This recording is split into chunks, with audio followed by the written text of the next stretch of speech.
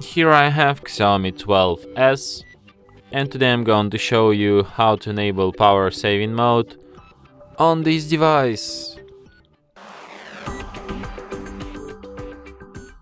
So to do this, firstly you have to go to the upper bar, and here you can find the button Battery Saver.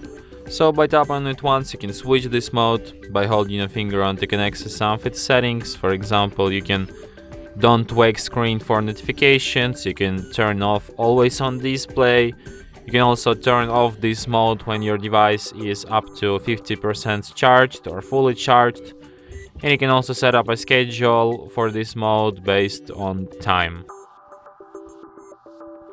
So yeah. And that's it. Thanks for watching.